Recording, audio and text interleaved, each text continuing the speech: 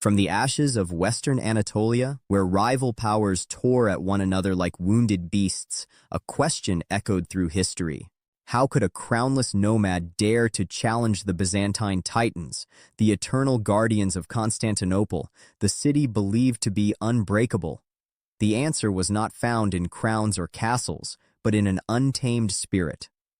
Osman possessed the soul of a Ghazi, warriors driven by faith, flowing toward his banner like rivers of steel.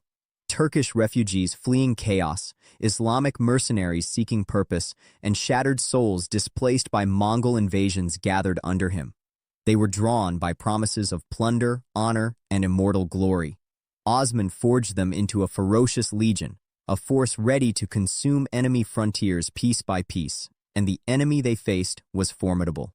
Byzantium stood wounded yet defiant. Its fortresses, Kulakahisar and Eskisehir, rising like stone claws against the Turkish storm. In 1298, Osman struck his first thunderbolt. Yargizar and Bilecik fell. His capital moved to Bilecik, and fear seeped into Christian lands. Each victory demanded blood. Each conquest fed the dream of a sovereign realm. The true climax came in 1299. Osman severed his ties with the dying Seljuk authority. In Karahisar, the khutbah was recited in his name. In that moment, the Ottoman Beylik was born, not merely a state, but a spark destined to ignite continents. From a wandering tribe to an eternal dynasty, all forged within a single decade of relentless fury. Expansion followed like a storm unleashed. In 1302, near Nicaea, Osman annihilated a Byzantine army at the Battle of Baphius. His Ghazis charged like starving wolves against exhausted infantry. Yenishehir soon fell and became the new capital, a launch point for the sieges of giants like Bursa and Nicaea. Now you stand among this legion. Picture the spears glinting beneath the Anatolian sun. Osman the Bonebreaker did not merely conquer land, he bent souls. His spiritual guide, Sheikh Edebali, revealed a prophetic dream. A tree growing from Osman's chest, its roots reaching oceans, its branches covering the skies. That vision transformed Osman into a mythic hero whose shadow still eclipses kings. What would you do if destiny itself chose you? Against Turkish rivals such as the Germanids and Karamanids, Osman fought with ruthless precision, securing his eastern flank while devouring Byzantine territory in the west. In 1299, the hills of Inebol became graveyards, sealing his reputation as a tactical genius. Every captured fortress was a step closer to eternity, a legacy carved into history itself. Osman's governance was as fierce as it was pragmatic. He tolerated local Christians, imposed fair taxation, and attracted converts by promising equality beneath his banner. While Byzantium drowned in corruption and civil war, Osman wove loyalty with threads of steel and calculated mercy. This balance, sword in one hand, justice in the other, became the secret of his unstoppable rise. By 1324, illness could not conquer him, but time would.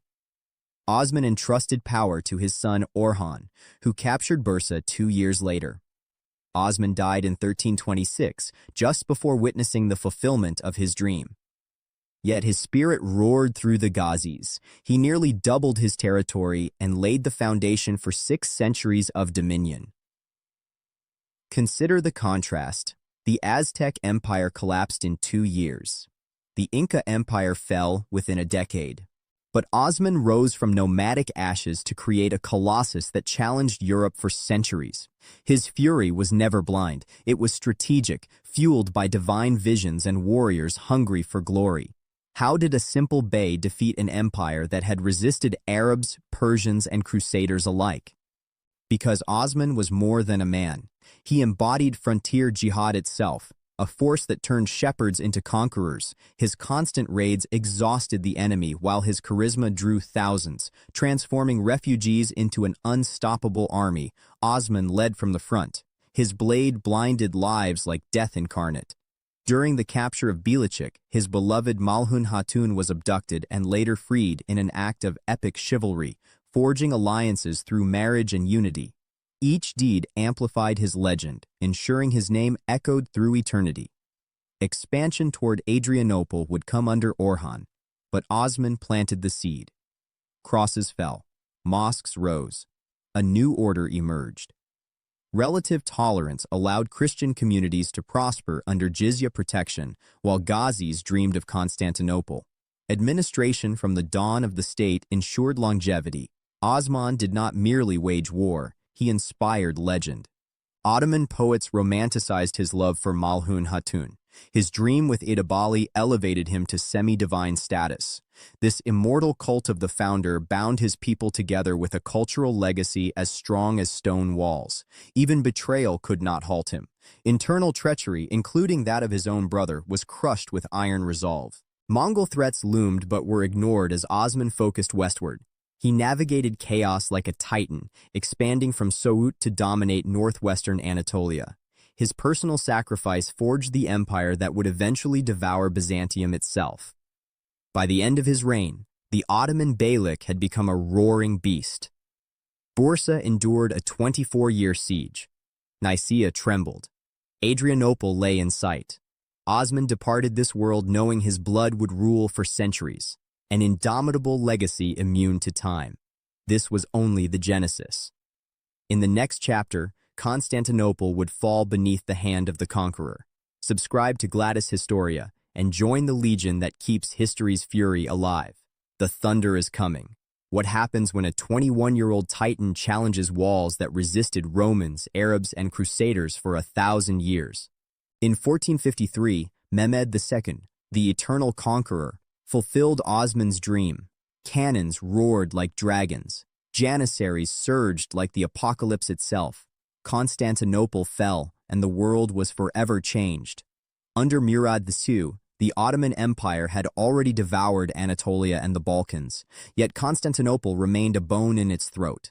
Mehmed first ascended the throne in 1441, only to be dethroned by a Janissary revolt, betrayal that forged him in fire. When he returned in 1451, he was reborn, obsessed with the prophetic hadith promising the city's conquest. 80,000 warriors assembled. 400 ships sealed the Bosphorus. Massive cannons forged by the Hungarian engineer Urban spat death against the Theodosian walls. Emperor Constantine the Fiend stood with barely 7,000 defenders, abandoned by a treacherous Europe. Mehmed built Rumeli Hisari in 1452, strangling the city's supply lines. When the siege began on April 6, 1453, the earth shook. Projectiles weighing 600 kilograms shattered ancient towers. When the Golden Horn was blocked by a chain, Mehmed dragged 70 ships over greased hills by night. At dawn, Byzantine morale collapsed. On May 29th, the final assault came. 3 waves: mercenaries first, regular troops second, then the Janissaries, wolves screaming, "Allahu Akbar." Constantine died fighting at the gate of St. Romanus. By midday, Mehmed entered the city. Hagia Sophia witnessed Islamic prayer beneath its dome. 3 days of controlled sack followed, then order.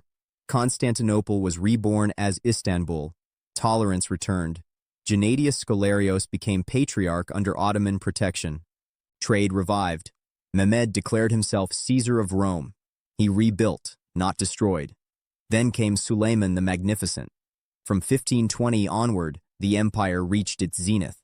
Law, conquest, culture, and naval supremacy fused into perfection.